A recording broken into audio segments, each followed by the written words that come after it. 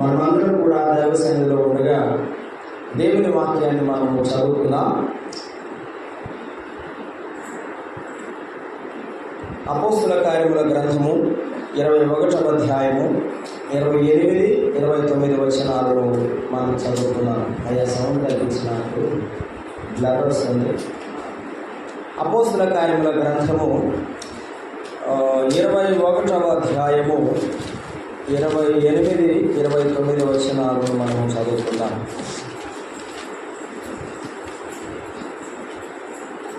ఇశ్రాయేలులారా సహాయము చేయరండి, ప్రజలకును ధర్మశాస్త్రమునకు ఈ స్థలమునకు విరోధముగా అంతటిను బోధించుచున్నవాడు వీడే. మరియు వీడు గ్రీసు దేశస్థులను దేవాలయములను తీసుకొని వచ్చి ఈ పరిశుద్ధ స్థలమును అపవిత్రపరిచున్నాడని కేకలు వేశారు. ఎలాగనగా ఎఫెసీయుడైన త్రోఫీమును అతనితో కూడా పట్టణములు అంతకు ముందు వారు చూచి ఉన్నందున పౌలు దేవాలయంలో అతను తీసుకొని వచ్చానని ఊహించేది.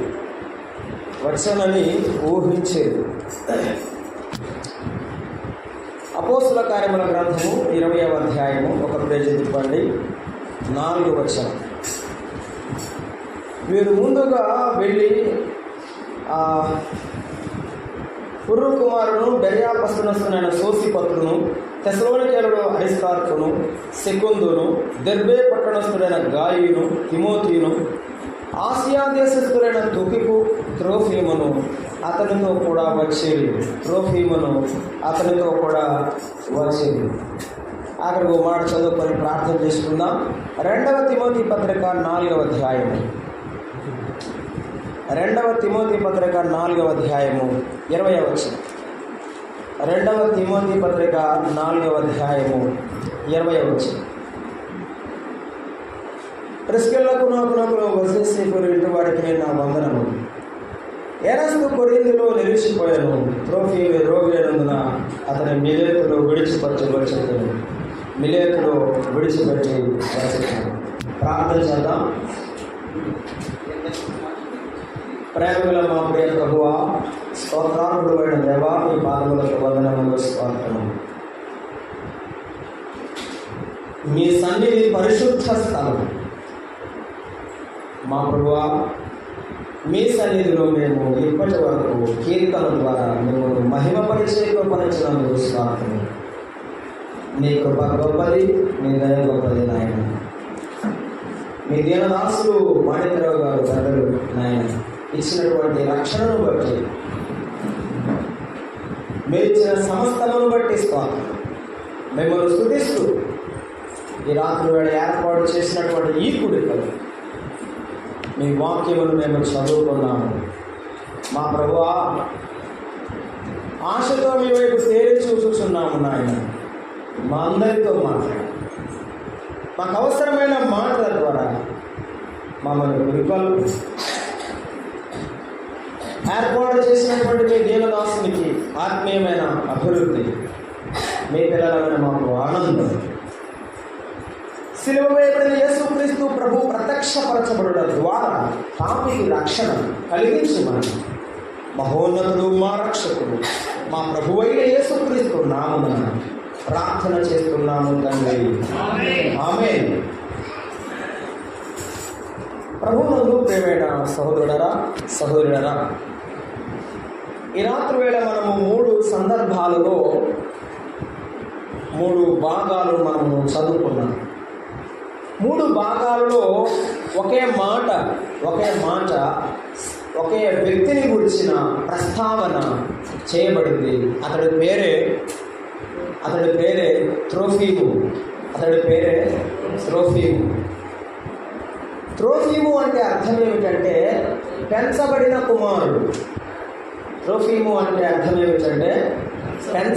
కుమారుడు. పెంచబడిన కుమారుడు.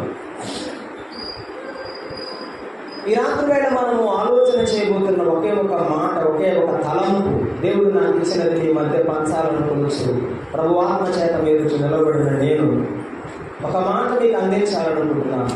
త్రోఫీము జీవితము దేవుని సంకల్పం.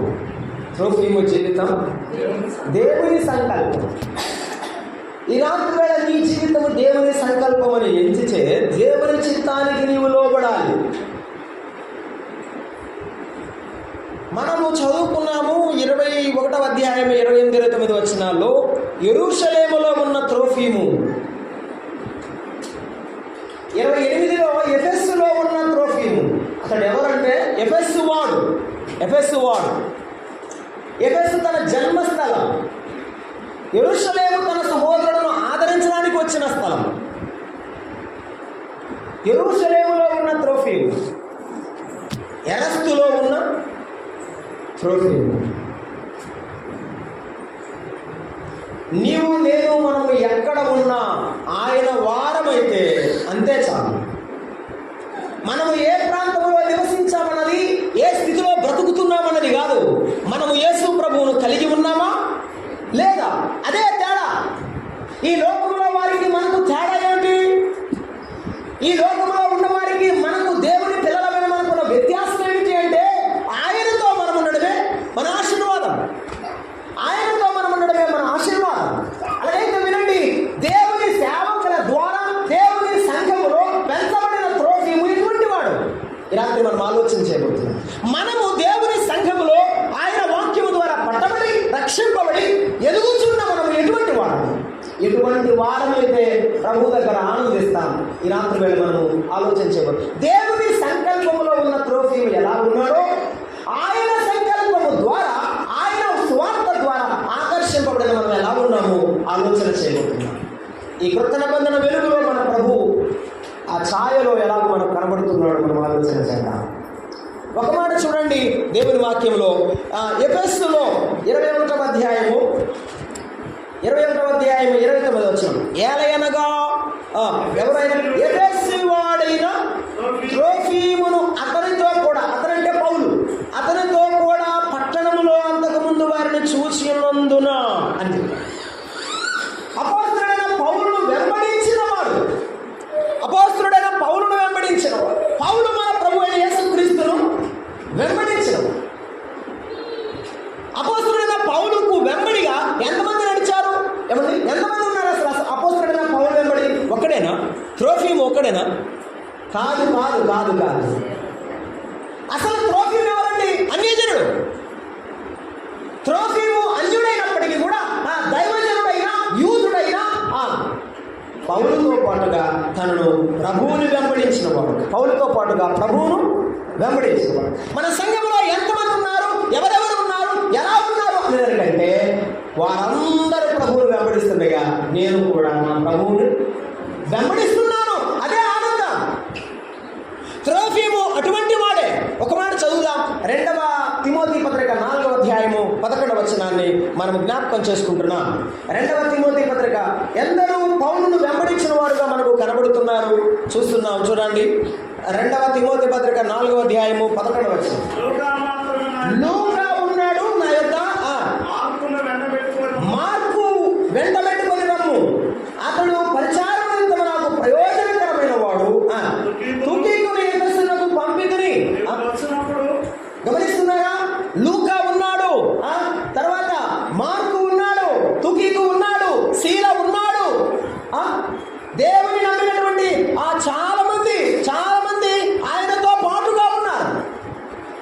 యేసు ప్రభువుని వెంబడించడంలో వారి ఐక్యత, సంఘములో కానీ స్వార్థ పరిచర్యలో కానీ ఆనందంలో అంతమందితో పాటుగా కలిసి ఉన్నవాడు.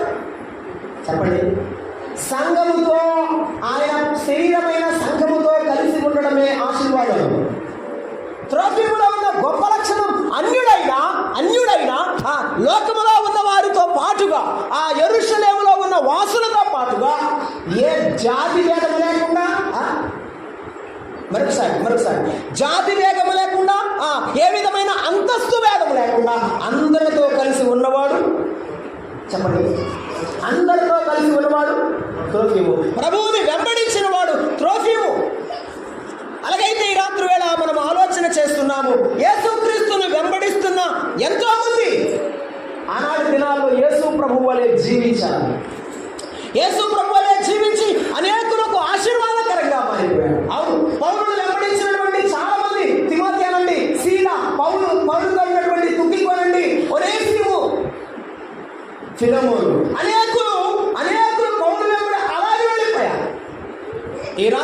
ప్రభు నిన్ను నన్ను అడుగుతున్న విషయం ఏమిటంటే, మన ప్రభువు అనేకులను ఆకర్షించాడు. ఈ రాత్రి త్రోఫీమును కూడా ఆకర్షించిన దేవుడు మాట్లాడుతున్నాడు. నీవు యేసు ప్రభు చేత ఆకర్షించబడినవా? నీవు అన్యుడగానే నిలబడిపోయావా? యేసు ప్రభు చేత రక్షింపబడిన వాడుగా ఉన్నావా? నీవెవరిని వెంబడిస్తున్నావు? త్రోఫీము యేసయ్యను వెంబడించాడు పౌలుతో పాటు. నీవెవరిని వెంబడిస్తున్నావు? నీవు ఎవరి వెంబడి వెళుతున్నావో ఆలోచన చేయాలి. మన ప్రభు అయిన యేసుక్రీస్తును గురించి ఒక మాట మనం చదువుకుంటున్నాం. ఫిలిప్పీ పత్రిక 2వ అధ్యాయము 6వ వచనం. ఫిలిప్పీ పత్రిక 2వ అధ్యాయము 6వ వచనం. మన ప్రభువును గురించి మనం చదువుకుంటున్నాం. ఆయన ఎవరిని? ఆయన దేవుని స్వరూపము గలవాడు. ఆయన పరమాసి, దేవునితో సమానంగా ఉన్నవాడు. పరలోకములో ఉన్న దేవుడు తండ్రి అయిన చిత్తమును పాటించడానికి ఆయన మాటను వెంబడించి లోకానికి వచ్చినవాడు. ఆయన మాటను విని లోకానికి వచ్చినవాడు. ఈ రాత్రి వేళ నీవు ఎవరిని వెంబడిస్తున్నావు? నీవెవరిని వెంబడిస్తున్నావు?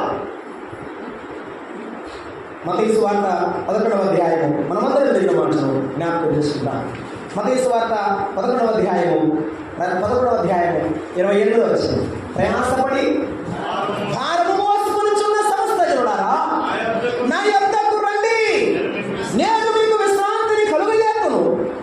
నేను సాత్వికుడను, దీనమనస్సు గలవాడను కనుక మీ మీద నా కాడి ఎత్తుకొని నా యొద్ద నేర్చుకొనుడి. నన్ను మీరు వెంబడించండి, మీ కాడి ఎత్తుకొని వెంబడించండి. మీ మీద నా కాడి ఎత్తుకొని వెంబడించండి. ఈ రాత్రి వేళ నీవు ఏ కాడి ఎత్తుకొని వెంబడిస్తున్నావు? పాపము, బానిసత్వము కాడి కింద ఇంకా నలుగుతూనే ఉన్నావా? ఎఫెసీయులు అగ్ని దేవతను ఆరాధించేవారు. ఆ బ్యాక్గ్రౌండ్ ఇంకా నేను చదవడం లేదు. అగ్ని దేవతను ఆరాధించేవారు.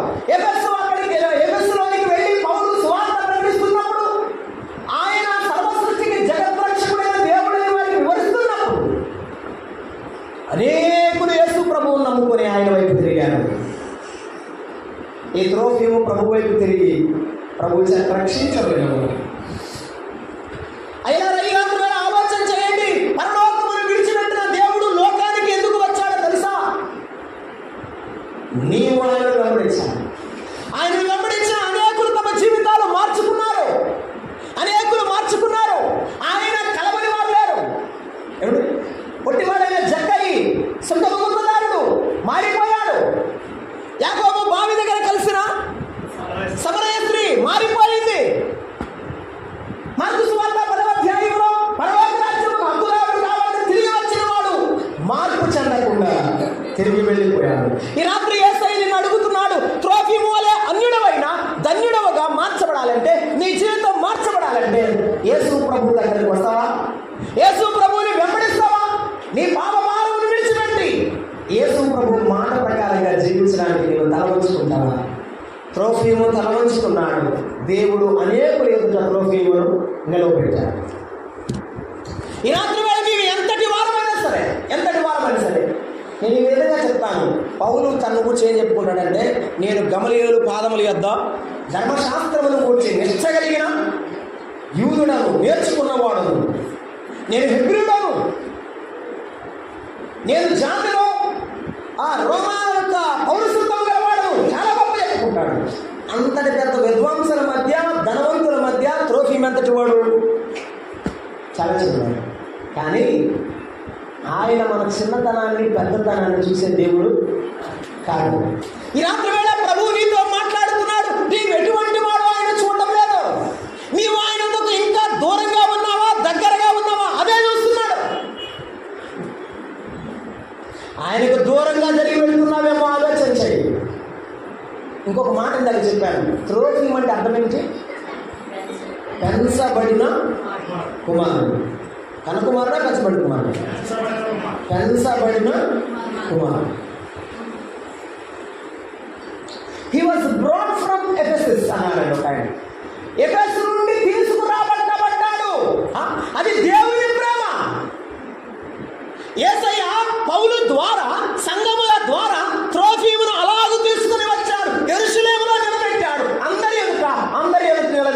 అన్యుడైన త్రోఫీము మారు మనసు పొందాడు. ఓ రక్త సంబంధులారా, మిత్రులారా, సహోదరులారా, త్రోఫీము మారు మనసు పొందాడని అందరి ఎదురు నిలబెట్టాడు పౌలు భక్తుడు.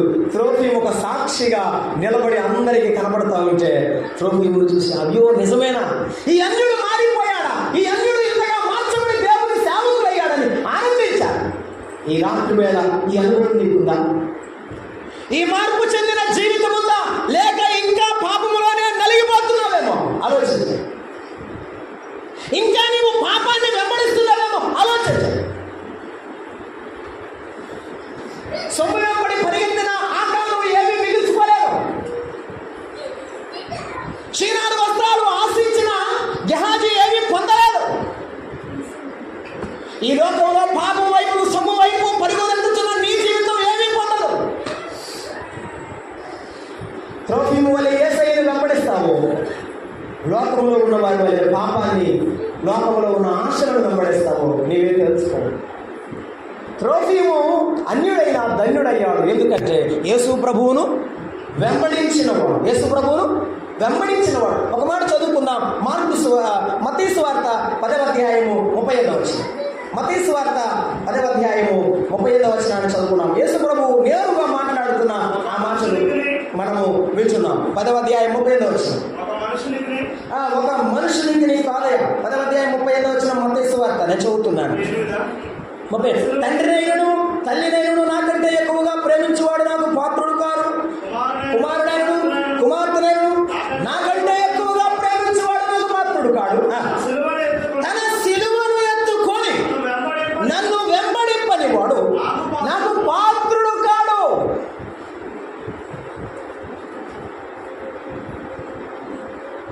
అసలు ఆ కింద చాలా పెద్ద మాట అన్నాడు. తన ప్రాణం దక్కించుకున్నాడు, దాన్ని పోగొట్టుకున్నాను. దాని నా నిమిత్తం తన ప్రాణం పోగొట్టుకున్నవాడు దాన్ని దక్కించుకున్నాను.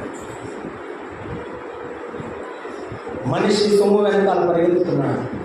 మనిషి లోకాశల వెనకాల పరిగెత్తుతున్నాడు. అవి ఎప్పటికీ అతనికి వెంబడి రావు తెలుసు, అయినా పరిగెత్తుతూనే ఉంటాడు.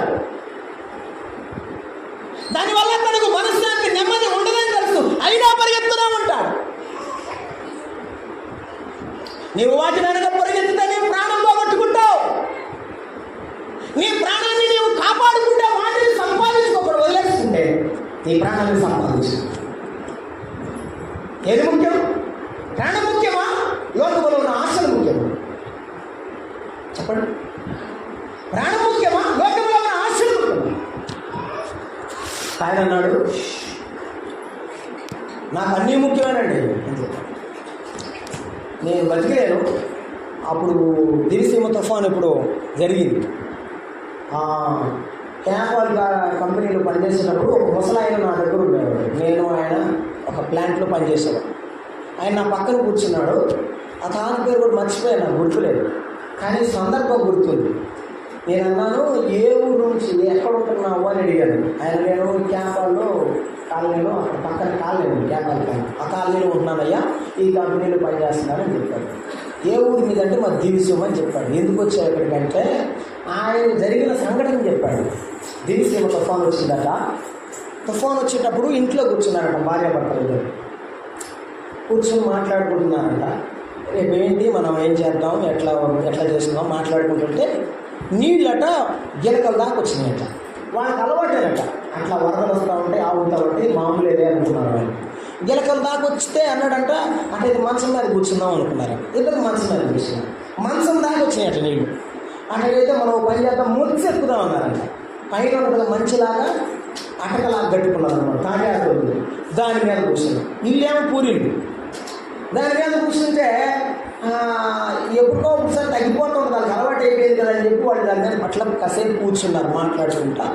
అది ఇంకా నీళ్లు ఎక్కువయ్యి అటకదాకా వచ్చినాయి. అటకదాకా వచ్చి వీళ్ళకి అర్థమైంది, ఇక మనం ఎటు పోలేము, పరిగెత్తలేము, మన వల్ల ఏం కాదు, ఏం చేయాలి ఇప్పుడు అనుకొని చేయి పెట్టి గట్టిగా పొడిసేసి పైన తాటాకు తీసి ఇద్దరు పోయి కప్పు మీద కూర్చున్నారు. కప్పు మీద కూర్చుంటే ఏమో కాలు జారిందట వాళ్ళ ఆయన. ఆ సిస్టర్, ఆ సహోదరి కాలు జారితే ఆయన చేయి పట్టుకున్నాడు. ఏం పట్టుకున్నాడు? చేయి పట్టుకున్నాడు. చేయి పట్టుకుంటే ఈయనేమో సన్నగా ఉన్నాడంట, ఆమెమో లావుగా ఉందంట. గట్టిగా పట్టుకున్నాడు. నీకేం పర్వాలేదు, నా ప్రాణానికి నీ ప్రాణం అడ్డం వేస్తాను, ఎట్లయినా నిన్ను కాపాడుకుంటానని 2 చేతులు పట్టుకున్నాడు. పట్టుకుంటే ఏమైందంటే ఆమె బరువుకి ఈయన కూడా మునిగిపోయేటట్టున్నాడు. ఆల్మోస్ట్ ఇక పూర్తి వంగిపోయాడు. పూర్తిగా ఇకేం అర్థం చేయాలో అర్థం కావడం లేదు. అర్థం కాకుండా ఉంటే, ఏమండి నన్ను వదిలిపెట్టండి, నేను చనిపోయినా పర్లేదు, మీరన్నా బతుకుతారు, నన్ను వదిలిపెట్టండి అంటుంటే, నేను వదలంటే వదలన్నాడు. ఇక ఇద్దరు జారిపోయే టైంలో వదిలేశారట. అయ్యా మీ అమ్మ మునిగిపోయింది, నేనేమో ఆ కప్పు మీద, ఆ తాటా కప్పు మీద అలా కొనుక్కొని నిద్రపోయాను, తెల్లారి నాకు చూసుకుంటే నేను ఏడున్నానో నాకు కూడా తెలియదయ్యా, మా ఇల్లు నీళ్ళ దెబ్బకు ఊడి నీళ్ళ మీద తేలాడుతూ ఉంది, హెలికాప్టర్ మీద నన్ను నేసుకొచ్చారు, నాకు 1 ఎకరం పొలం అమ్ముకొని జాగ్రత్త పడ్డొచ్చి బతుకుతున్నానని చెప్పాను.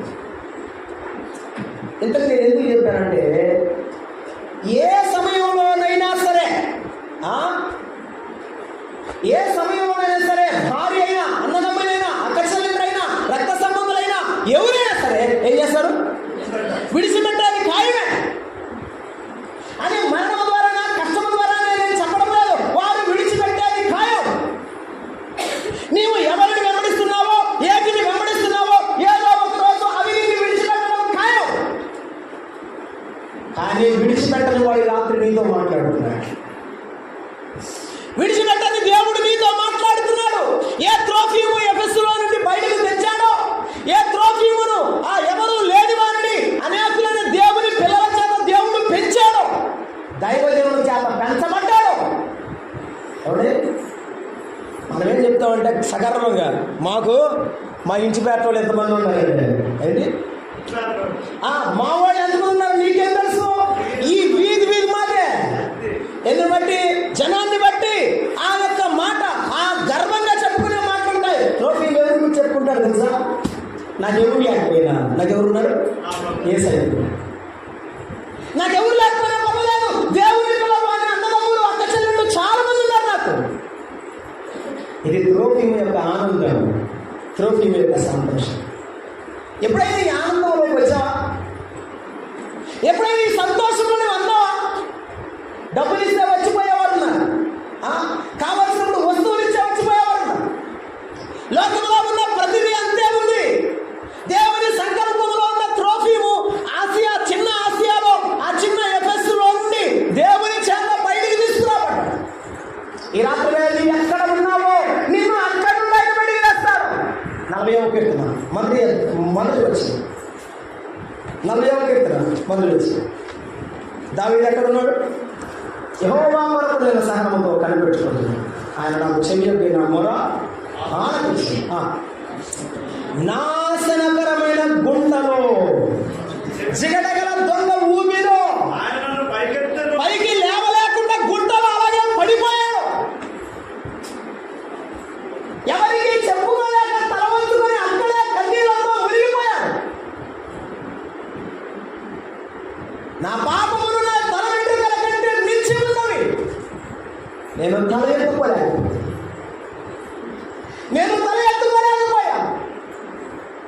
ఈ రాత్రి తల ఎత్తుకోలేవా? యేసయ్య నీ తల పైకి ఎత్తుతాడురా. యేసయ్య నీ జీవితాన్ని మార్చివేస్తాడురా. ఎన్నిసార్లు యేసయ్య మాట విని కూడా నీ గుండె కరగదు, ఎన్నిసార్లు ఆయన వాక్యం విని కూడా మనసు మారదు.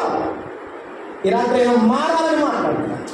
ఈ రాత్రి అయినా నీ జీవితంలో మార్పు జరిగి దేవుని దీవెనను పొందాలని మాట్లాడుతున్నా. త్రోఫీము మారిన వాడు యేసయ్యను వెంబడించిన. చెప్తారా ఆ మాట? చెప్పండి. యేసయ్యను వెంబడించిన. ఈ రాత్రి ప్రభువుని నమ్మిన మనం యేసయ్యను వెంబడిస్తున్నావా? యేసయ్యను వెంబడిస్తున్నావా? వచ్చిన చరణం పడండి. పాపాంధకారముల నుండి రక్షించి వెలిగించితివి,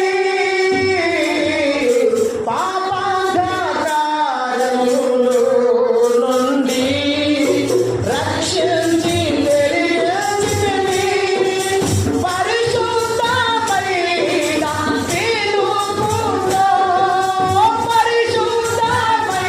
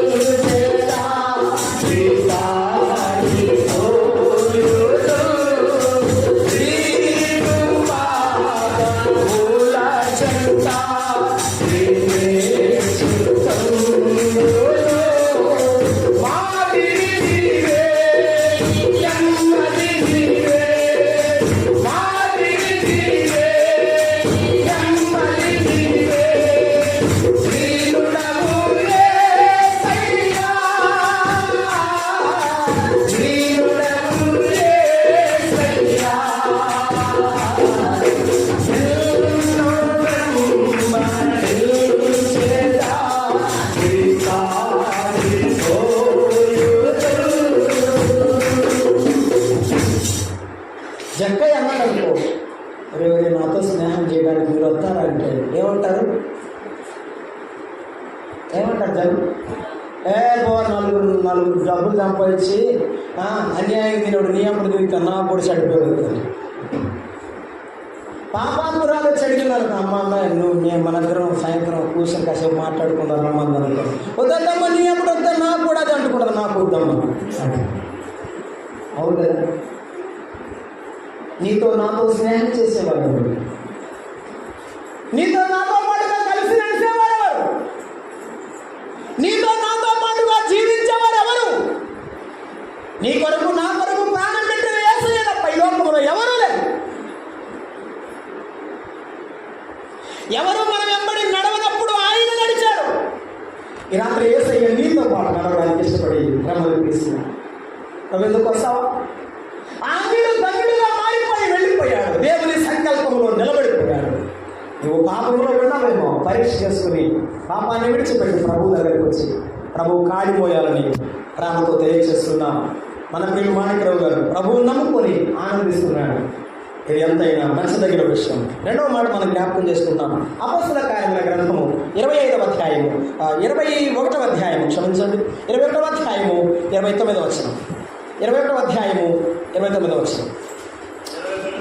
29వ వచనం. ఎలా అనగా ఎఫెసీయుడైన త్రోఫిము పట్టణములో అంతకుముందు వారు చూచి ఉన్నారు. పట్టణం అంటే ఏ పట్టణం? అది యెరూషలేము పట్టణం. యెరూషలేము పట్టణంలో చూశారు వారు.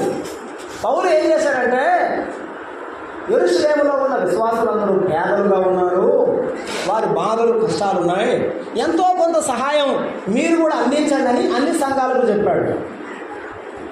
ఏమంటే 20వ అధ్యాయంలో మిలేతులో ఉండి ఎఫెసు సంఘ పెద్దలను పిలిపించాడు. మిలేతుకు ఎఫెసుకు దగ్గర సంబంధం ఉంది, చాలా దగ్గర అవి ప్రాంతాలు కాబట్టి ఆ ప్రాంతంలో పెద్దలను పిలిపించి మాట్లాడారు. అన్యజనుడైన మీరు నమ్మిన విశ్వాసమైన యెరూషలేములో ఉన్న యూదులు పేదలు ఉన్నారు, వారికి సహాయం చేయమంటే, అయ్యా మరి డబ్బుల్లో నమ్మకంగా ఉండేవాడు ఎవరున్నారు? ఎవరినైనా ఒకరు పంపిస్తాం యెరూషలేములో నీతో పాటుగా తోడుగా అని చెప్పి సంఘాల వాళ్ళందరూ ఒక ఆయన ఎన్నుకున్నారు. ఆయన ఎవరు? త్రోఫిము. ఆ సొమ్ము సంచి తీసుకొని పౌలుతో పాటు యెరూషలేము దేవాలయానికి వచ్చాడు. తెలుసో తెలియకో దేవాలయంలోనికి వెళ్ళాడు అని అక్కడ ఉన్న వారు ఊహించను అన్నాడు అన్నమాట. అది గుర్తు చెప్పు, ఊహించను అన్నాడు. వెళ్ళారో లేదో అక్కడ కూడా చెప్పలేదు. ఊహించిరి అని 29వ వచనంలో చెప్పాడు. ఒకసారి మనకు తెలిసైనా మనం తెలియకపోయినా మనం ఏం పడతామంటే నిందపడతాం. ఏం పడతాం? నిందపడతాం. మచ్చలేనోడు రా పౌలు, ఎంతో కాలం సేవ చేశాడు. ఇది ఆ ఊరే ఊరు నుంచి వచ్చాడు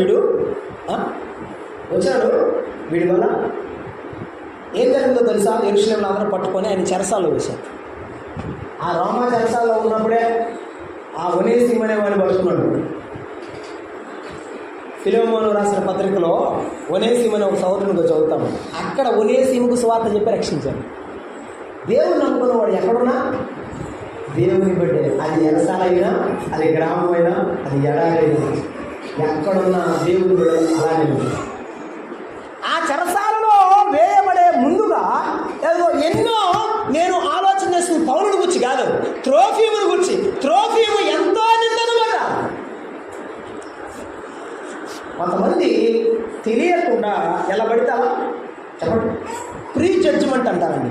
సొంత తీర్పులు వాళ్ళే ఇచ్చేస్తుంటారు. వాళ్ళు పరలోకం వారండి, నీ చేతిలో పెడితే మొత్తం రాసేస్తారు. నరకానికి ఎవరు పోవాలో పర్లోకానికి ఎవరు నువ్వే రాసేస్తాను. కానీ త్రోఫీముల గురించి చాలా మంది తెలియకుండా ఎలా పడితే అలా మాట్లాడారు. ఎవరు మాట్లాడిన వాళ్ళు? నమ్మినోడే నమ్మునోడా? నమ్ముకున్నోళ్ళే మాట్లాడారు. నమ్మునోళ్ళు ఎందుకు మాట్లాడారు? వాళ్ళ నింద భరిస్తున్నాడు, వాళ్ళ బాధను భరిస్తున్నాడు. వారి నింద కంటే నమ్మిన వారి నింద అతడు భరించిన వాడుగా కనబడ్డాడు. ఈ రాత్రి వేళ యేసయ్యను నమ్మి నీవు ఆనందంగా ఉన్నావు అంటే ఆయన సన్నిధిలో బాధను అనుభవించడం కూడా నీకు భాగం. త్రోఫీముని అడిగితే ఎందుకు నీవు ఇలాగ నిందించబడ్డావు, ఎందుకు మౌనంగా ఉన్నావయ్యా? త్రోఫీముని అడిగితే ఒక మాట చెప్తున్నాడు. చదువుకుందాం రండి. యెషయా గ్రంథము 53వ అధ్యాయము 53వ వచనం. 53వ అధ్యాయము 3వ వచనాన్ని చదువుకుందాం. 53:3. అతడు తృణీకరింపబడిన వాడు ఆయను,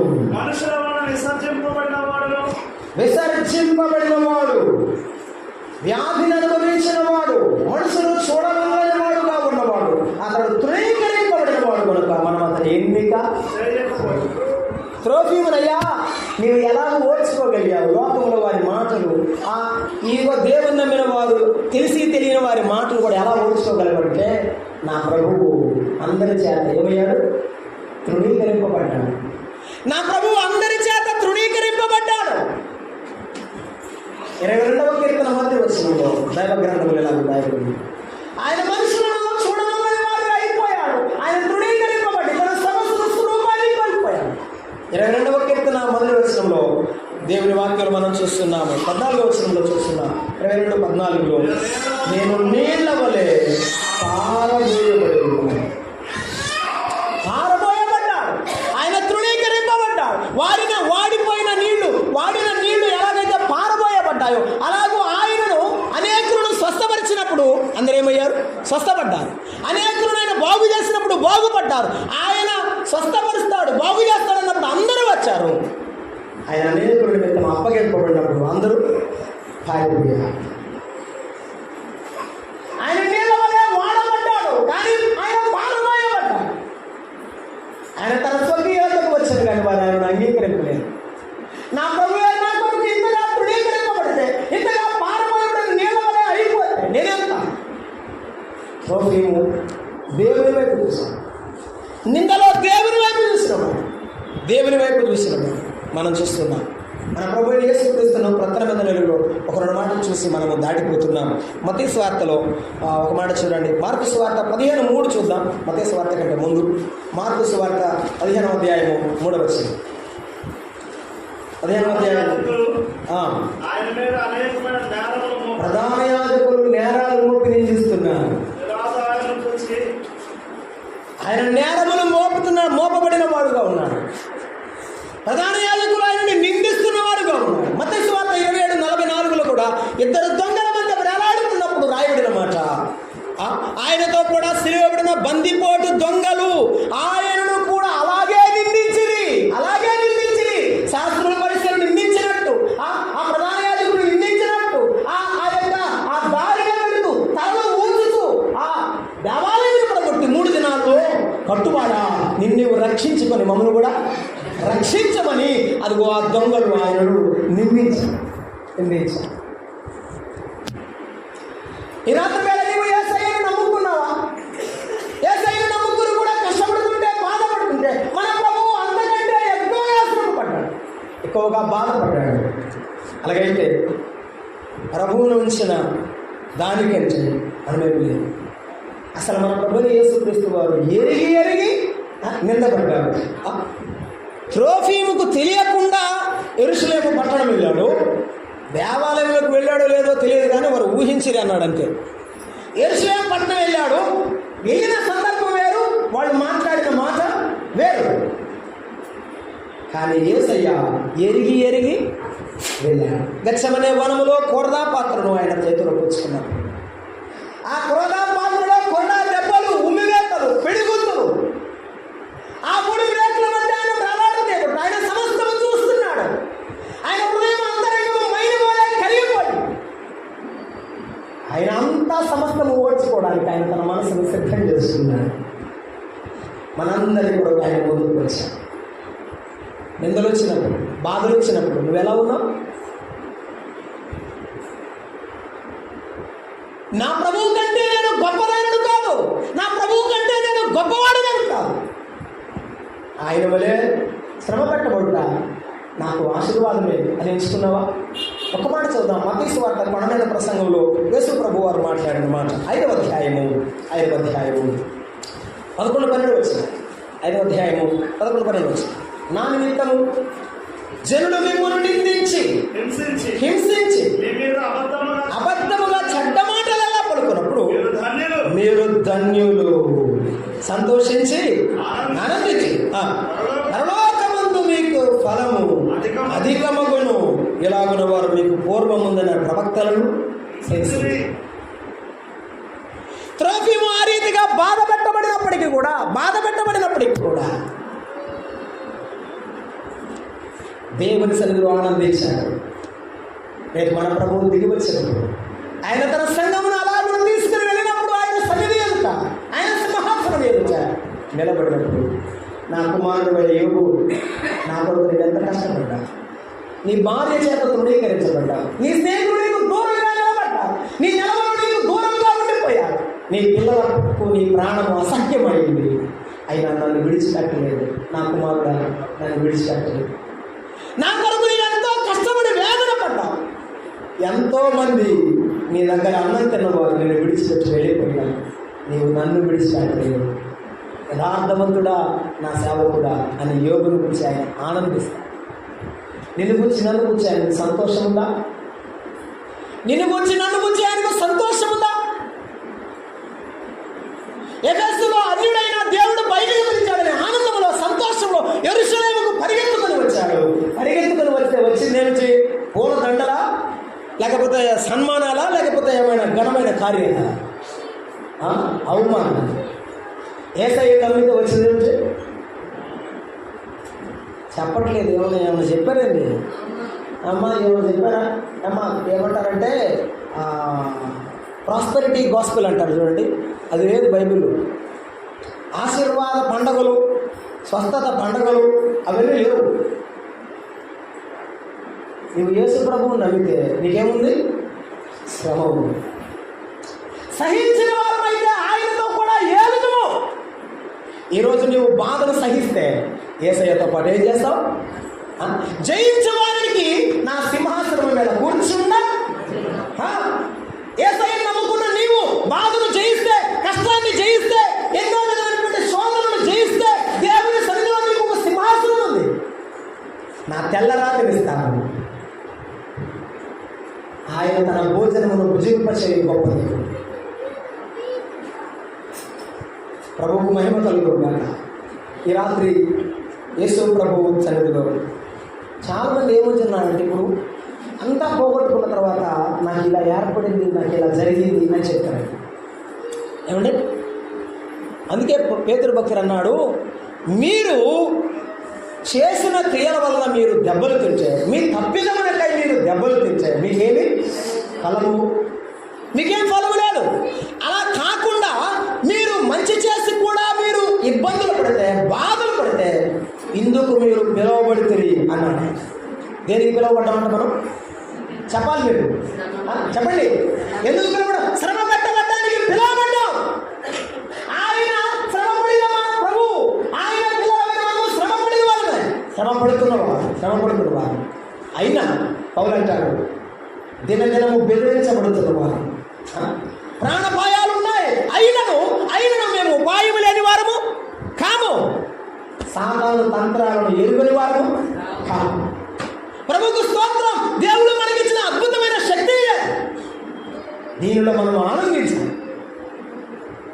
ఒక మాట నాకు చదివినప్పుడు చాలా సంతోషం వేస్తుంది. చెరసాలు ఇసిరేశారు వాళ్ళు. ఏం చేశారు వాళ్ళు?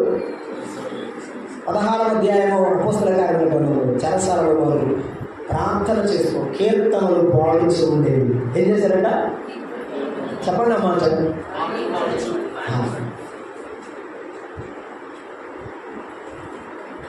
ఈ రాత్రి వేళ నీవు కూడా అయితే ప్రభు పాద సన్నిధికి వెళ్ళు, మా కాళ్ళ మీదకి వెళ్ళు. నా ప్రభువా, ఈ స్థితి నాకు ఇచ్చిన వందనాలు, నీవు నాకు బహుమానం ఇవ్వబోతున్నావు, స్తోత్రాలు. నీవే గొప్ప దేవుడవు, నీకు మహిమ కలుగునుగాక, నీ బిడ్డల క్షేమం కలుగుగాక. ప్రభుత్వ దేవుడు. త్రోఫీము జీవితం అంతా దేవుని యొక్క ఆత్మచేత పోయబడిన జీవితం, ఆయన సంకల్పంలో ఉన్న జీవితం. ఎక్కడ ఎఫెసు, ఎక్కడ యెరూషలేము, సాక్షిగా యెరూషలేములో దేవుడు నిలబెట్టాడు. నీవు సాక్షిగా ఉన్న చోట నీకు సాక్ష్యం కాదు, రాళ్ళు వస్తాయి. బాగలేదు, నిలబడు, ప్రభు సహాయం చేస్తాడు. చాలామంది సన్నిహితుడి సభలో పెద్దలు ఉంటారు కదండి, సభ్యులు ఉంటారు కదా, వాళ్ళు చాలా వెల్ ప్రొఫౌండ్ పీపుల్ అంటారు. వాళ్ళకి వెల్ వర్స్డ్ అంటారండి. వాళ్ళకి బైబిల్ బాగా తెలుసు, ధర్మశాస్త్ర పాండిత్యం తెలుసు, మంచి జ్ఞానం తెలుసు, ఉన్నతమైన వారు, వారికి రిచ్ పీపుల్ అనమాట, ధనవంతులు. వారికి పేరు ప్రతిష్టలు ఎక్కువగా ఉంటాయి ఏ విషయంలో. ఈ అనామకుడు అనుకోండి, ఈ ఎఫెసీయుడు, ఈ అన్యుడు యూదుల మధ్యకి వచ్చి ఎట్లా ఉంటాడు? కొండ మధ్య చిన్న గడ్డిపాసలా కనపడుతుంటాడు. అంటే నీవు నేను తృణీకరించబడిన వారం కావచ్చు, నీవు నేను ఎన్నిక లేని వారం కావచ్చు, కానీ లోకములో గొప్పవారిని దేవుడు తృణీకరించాడు. కానీ తృణీకరించబడిన మనలను ఏర్పాటు చేసుకున్నాడు. ఇదే మన జీవితం. ఇశ్రాయేలు, నీ భాగ్యం ఎంత గొప్పది. యేసుక్రీస్తు రక్తంతో విమోచింపబడిన నీవు ఈ వంటి వాడు ఎవడు? యేసుక్రీస్తు నిన్ను విమోచించినట్టుగా ఎవరు విమోచించలేరు. ఇది మన ధన్యత.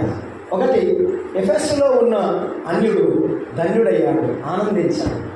యెరూషలేములో ఉన్న త్రోఫీము నిందలు పడిన ప్రభువును మహిమపరిచాడు, ఘనపరిచాడు. చాలా విషయాలు ఉన్నాయి నేను మాట్లాడాలంటే.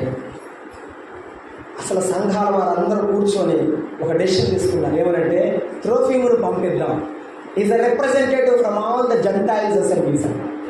అన్యులైన సంఘాల మధ్యలో నుండి ఒకరిని ఎన్నుకొని ఆ ప్రాంతంలో నుండి పంపించారు యెరూషలేము. అంటే మామూలు విషయం కాదు. మన ఇంట్లో అందరూ మనల్ని నమ్మడం ఒక ఎత్తు, ఆఫీసులో మనందరినీ నమ్మడం అదొకటి, ఊర్లో మనందరినీ నమ్మడం ఒకటి. అసలు ఈ పట్టణంలో, ఈ యొక్క బాపట్ల జిల్లాలో, ఈ ఆంధ్ర రాష్ట్రంలో, ఈ రాష్ట్రాలను దాటి మరొక రాష్ట్రంలో సాధ్యమా? సాధ్యమా? వాకంలో ఒక సామెత ఉంది. ఒక ఊరు ఎట్టివాడు ఎట, ఒక ఊరు ఎట్టేవాడు, లేకపోతే ఒక ఊరు ప్రెసిడెంట్ ఇంకో ఊరికి ఎట్టేవాడు కాదు. కానీ ఈ ఊర్లో క్రైస్తవుడు ఏ ఊర్లో అయినా క్రైస్తవుడే.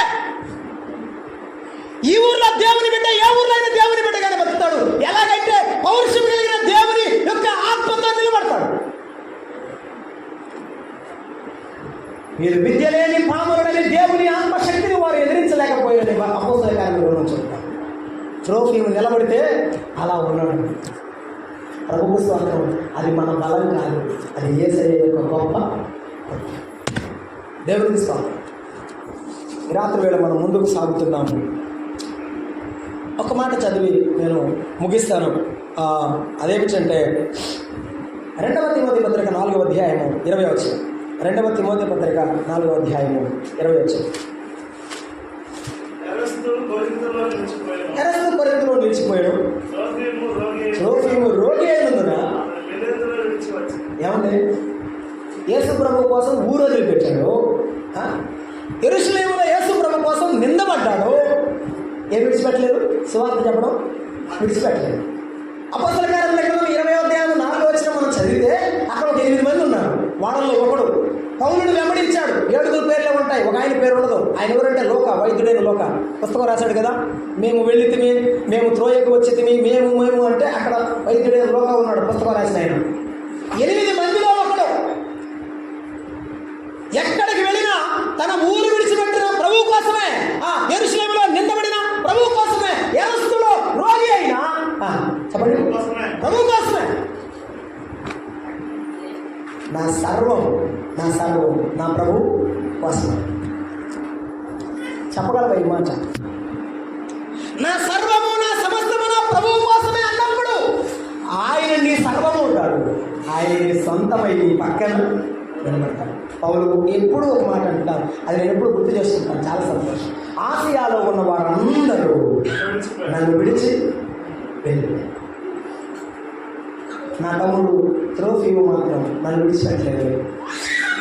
ఆసియాలో ఉన్న వారందరూ నన్ను విడిచిపోయారు, కానీ నా ప్రభువు నా ప్రక్కన నిలిచి నన్ను బలపరిచాడు. ఈ రాత్రి వేళ అందరూ నిన్ను విడిచిపెట్టి వెళ్ళిపోయారు. ఆరోగ్యం నిన్ను విడిచిపెట్టి వెళ్ళిపోయిందా? నీ జీవితంలో ఒంటరిగా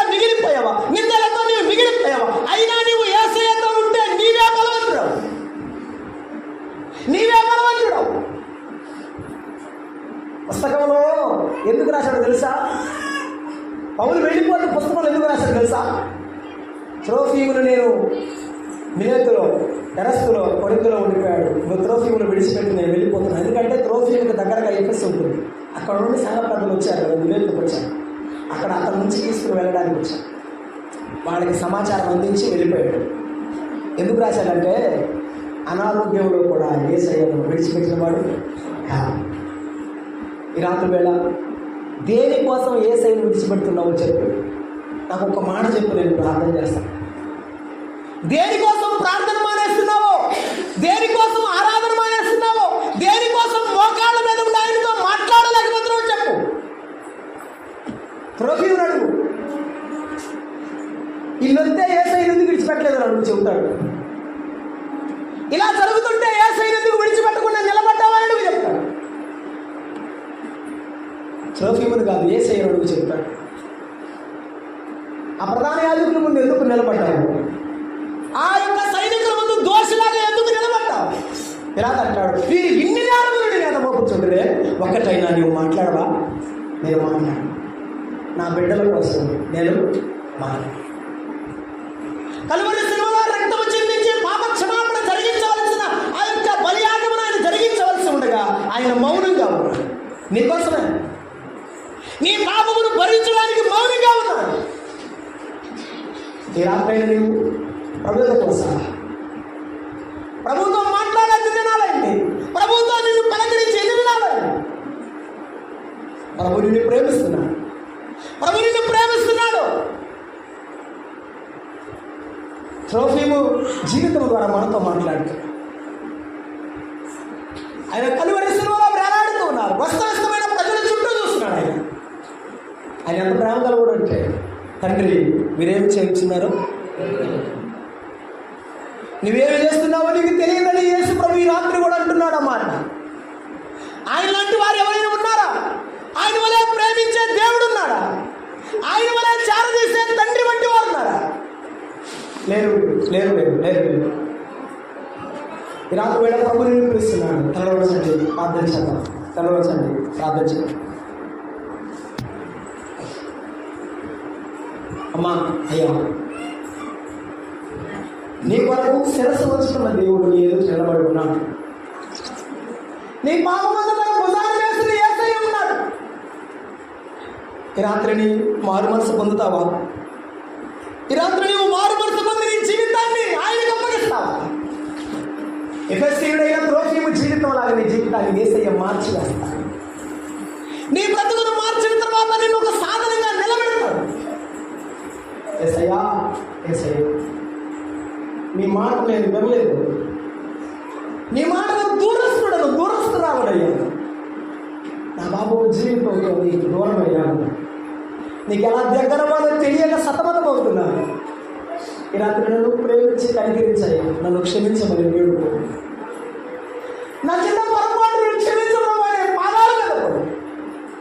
దేవుడు నీ పాపాన్ని క్షమిస్తాడు, నిన్ను ఆయన రక్షిస్తాడు, పరలోక రాజ్యం ఇస్తాడు. నీ కొరకు కలువరి సిలువలో మరణించిన దేవుడు సమాధి చేయబడి తిరిగి లేచాడు. రక్షణ స్థానాన్ని సిద్ధం చేసి ఆయన నీతో మాట్లాడడానికి ఇష్టపడుతున్నాడు. ఈ రాత్రి వస్తే ప్రభు నీకు రక్షణ దయచేసి నిన్ను క్షమించేవాడు ప్రేమగల తండ్రి, స్తోత్రాలు అందుకున్నాను. ఈ రాత్రి వేళ మీరు మాట్లాడిన మాటలు పెట్టుకున్నాను. అంచెలంచెలుగా త్రోఫీము జీవితాన్ని ఆశీర్వదించాను. ప్రతి పరిస్థితిలో నిలబెట్టి జీవించాను. తండ్రి మీకు స్తోత్రములు. మాణిక్యరావు గారిని దీవించాను. సంఘముతో కలిసి నడుస్తున్నాను. ప్రభు నమ్మినాడు నేటి వరకు నా ప్రభువే నాకు ఇచ్చినటువంటి జన్మ అని ఆనందిస్తున్నాను. నిజమైన ఆయన నీవే లేకపోతే మా జన్మకు అర్థమే లేదు. అబ్బా స్వార్థం కనికరించి దాసునికి ఆరోగ్యంతో నింపాడు, ఆత్మీయమైనటువంటి క్షమాభివృద్ధిని దయచాడు. ఈ రాత్రి వేళ ఒక పాపైన మారు మనసు ఆకర్షించు. నా రక్షకుడైన క్రీస్తు యేసు నామమున వేడుకొనుచున్నాము తండ్రి. ఆమేన్. ఆమేన్. అందరికీ